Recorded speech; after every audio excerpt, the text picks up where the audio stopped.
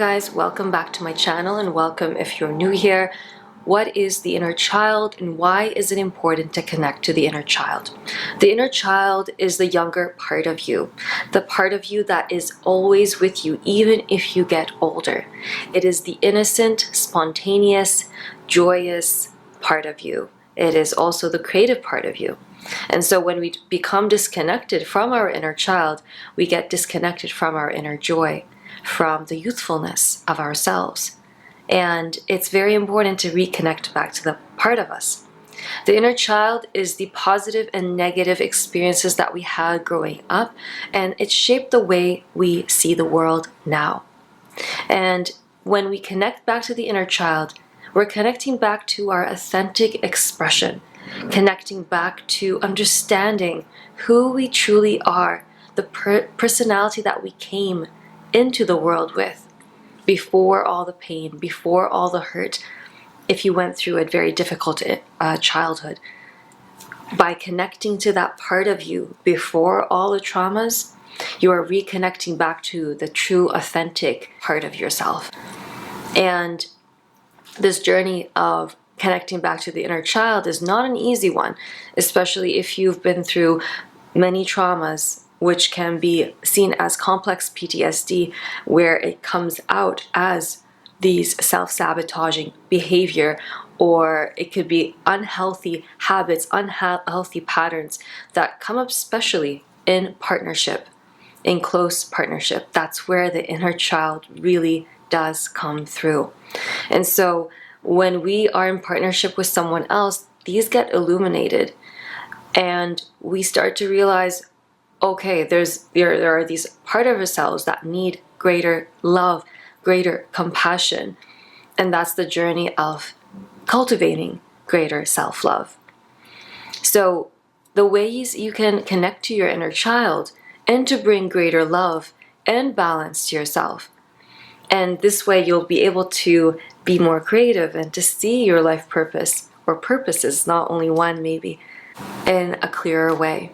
By connecting to the inner child, we understand our fears, our beliefs that are not serving us, and shifting them, unlearning those beliefs into something that does serve us. So, how to connect to your inner child? Number one, mirror work. Sitting in front of the mirror, connecting to yourself, and giving yourself permission to feel all the emotions. And this may be very difficult, especially when you're starting off. And if you are not used to feeling the emotions, I would highly recommend booking with a therapist or professional who can hold you through this process until you could do it on your own. And by allowing yourself to feel the emotions, you allow for the stagnancy to be released. So if there's some sort of blockage in your heart, some sort of pain in your heart, or a blockage in your throat chakra, then you are allowing yourself to release this blockage from your body. And another thing you can do in mirror work is giving yourself positive words, reparenting yourself. And this is giving yourself the words that you did not receive growing up. Asking your inner child, what do you need? What do you desire? What are you afraid of? And by doing this, by asking these questions, you connect more deeply to yourself, to your inner child, and you start to cultivate a greater sense of self-love. Number two, writing a letter to your inner child. By asking your inner child what they need and writing this out, and as well as what makes them feel uncomfortable. And by doing so, again, you're pouring into yourself, loving yourself more. And this may feel, again, very uncomfortable. A lot of tears may come through for some, and just giving yourself that love and compassion. And this is where the muscle of building that compassion to the self starts to be built up. And number three is to become aware of that inner critic, challenging the inner critic. So if there's a voice that says you're not good enough, who are you to be doing this, or you don't have any sense of purpose in this life, those were some of the voices that would come up before for me. I realized they're not true. They're all lies. They're not the voice of my truth. They are the voice of the people around me, or the stories that I internalized because of the way that I was treated. So speaking to my inner child, just saying this is not true, and shifting those beliefs into you are so deeply loved, you are so important in this world, you are so needed in this world. And just knowing that if you are feeling lost, you don't know what your purpose is, that this will come through at some point for you by pouring into yourself, loving yourself, and saying no to the things that are unhealthy or toxic in your life, to people, places, jobs, situations. And by doing so, almost like a veil in front of your eyes will start to shift and remove the blockages from seeing your truth and your brilliance.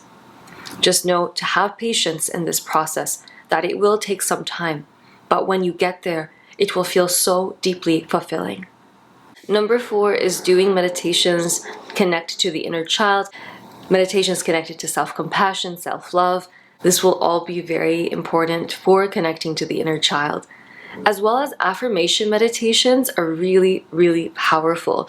So you might not resonate with all the words, but just know that the words that are like, I am love, I am beautiful, I am exactly where I need to be, are all very uplifting and positive, and shifting the mindset from the negative to the positive is very important. Connecting to the energy of gratitude is also very powerful. When a person is weighed down by trauma, a lot of trauma, what happens is that the mind becomes negative and sees the world through a negative lens. And so by having these positive affirmations, it will over time shift your mindset more into the positive way of thinking. Again, to have patience with this process, because it's not something that happened overnight, so expecting it to shift overnight is also not possible either. So one of the things that I did really that shifted me was gratitude meditations. Even though I did not believe them at the beginning, it really helped me to tap into that frequency, to up-level my frequency away from the way of negative thinking. And of course, for all of us, we have some days where we feel more unable to tap into that higher frequency or a positive way of thinking, and to have compassion to yourself if you are not experiencing that sort of level of self-love in the moment, and that it will shift. I've been connecting to Kuan Yin recently. Kuan Yin is a goddess of compassion, of self-love, and Mother Mary as well. So having these meditations, connecting to these archetypes, to these goddesses, will help you in that. And of course, depending on what you believe in, connect to that. Number 5 is acknowledging your inner child by doing the things that bring you joy. It may be painting, drawing, or just allowing your inner child to be expressed in nature. Connecting to children will also help you to remember what it means to be with your inner child. So in the simplicity of it, it doesn't have to be complicated. It is in the being. This is the point of it. And because we're in a society that favors the doing over the being, it's almost forgotten for some people. And so really just choosing to be in that energy of joy, and just knowing that you are enough and you are worthy. You don't have to do anything in order to be deserving of this way of being. Do the thing that brings you joy. Do the thing that uplifts you, and you'll start seeing the changes in your life. I hope this video benefited you. Please like this video. That would mean so much to me. And subscribe to my channel if you haven't already. And I look forward to seeing you very soon.